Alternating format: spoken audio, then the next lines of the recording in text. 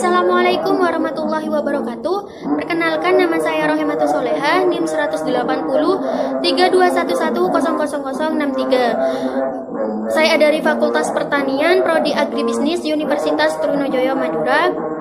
Ekonomi Produksi Pertanian kelas B. Di sini saya akan mempresentasikan hasil analisis fungsi produksi Cobb-Douglas Stochastic Frontier.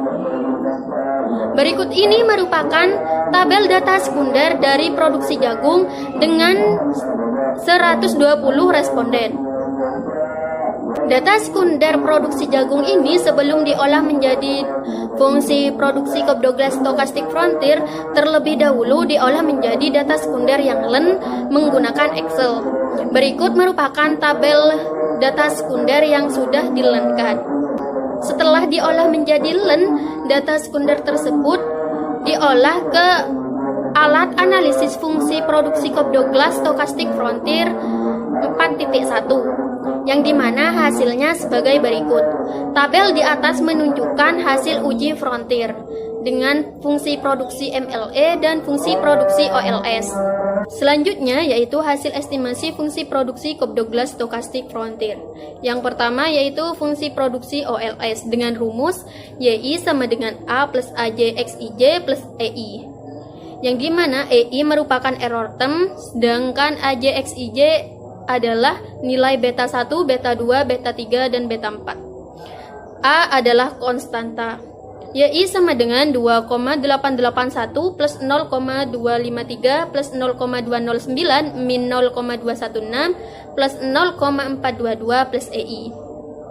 Yang kedua yaitu fungsi produksi MLE, yang rumusnya adalah YI sama dengan A plus AJ XIJ plus VI min UI. VI adalah resiko, sedangkan UI adalah inefisiensi teknis. YI sama dengan 4,538 min 0,794 plus 0,258 min 0,359 plus 0,455 plus 0,906 min 0,093. Nilai VI min UI didapatkan dari nilai gamma min 1 min nilai gamma. Untuk selanjutnya yaitu nilai LR dan hipotesis. Data yang kita punya dapat dilihat apakah cocok untuk model Frontier atau tidak dengan melihat nilai LR-nya. Nilai LR ini digunakan untuk mendeteksi apakah di lapangan tersebut terdapat kasus inefisiensi atau tidak. Dengan hal ini maka dapat dirumuskan hipotesisnya, yaitu H0 sama dengan di lapangan tidak terdapat kasus inefisiensi dan H1 sama dengan di lapangan terdapat kasus inefisiensi. Untuk mengetahui nilai LR signifikan atau tidaknya, maka harus dibandingkan dengan tabel Codepan. Dalam hasil analisis ini didapatkan nilai LR sebesar 6,931, degree of freedom-nya sebesar 2, dan taraf kesalahannya sebesar 5%, sehingga didapatkan nilai Codepan sebesar 5,138. Hal ini menunjukkan bahwa nilai LR lebih besar daripada nilai Codepan. Berarti menerima hipotesa H1 dan menolak hipotesa H0, atau dengan kata lain di daerah penelitian tersebut terdapat kasus inefisiensi. Untuk selanjutnya yaitu nilai gamma. Nilai gamma ini menunjukkan berapa besar persentase error term yang disebabkan karena inefisiensi teknis. Pengaruh nilai gamma signifikan atau tidak dapat dilihat dari nilai T hitung dan T tabel, yang dimana nilai T hitungnya yaitu sebesar 1,180 dan nilai T tabelnya sebesar 1,980. Hal ini menunjukkan bahwasanya nilai T hitung lebih kecil daripada nilai T tabel. Artinya, nilai koefisien gamma sebesar 90,66%, error termnya disebabkan karena adanya inefisiensi teknis, sedangkan sisanya 9,44% disebabkan oleh resiko. Berikutnya yaitu pengaruh parsial tiap variabelnya. Untuk melihat pengaruh dari masing-masing variabel terhadap outputnya, maka dapat dilihat dari nilai T ratio yang dibandingkan dengan nilai T tabel. Untuk nilai T ratio pada beta 1 didapatkan sebesar min 8,341, yang dimana nilai T ratio ini lebih kecil daripada nilai T tabel yang sebesar 1,980. Ini artinya nilai beta 1 tidak signifikan atau tidak berpengaruh terhadap produksi. Dengan kata lain, input X1 atau benih tidak berpengaruh terhadap produksi. Nilai T ratio pada beta 2 sebesar 3,412. Nilai ini lebih besar daripada nilai T tabel yang sebesar 1,980. Ini artinya nilai beta 2 signifikan atau berpengaruh terhadap produksi. Dengan kata lain, input X2 atau pupuk berpengaruh terhadap produksi.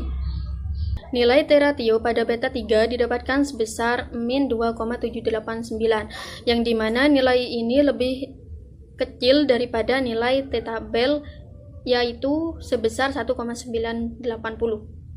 Artinya nilai beta 3 tidak signifikan atau tidak berpengaruh terhadap produksi.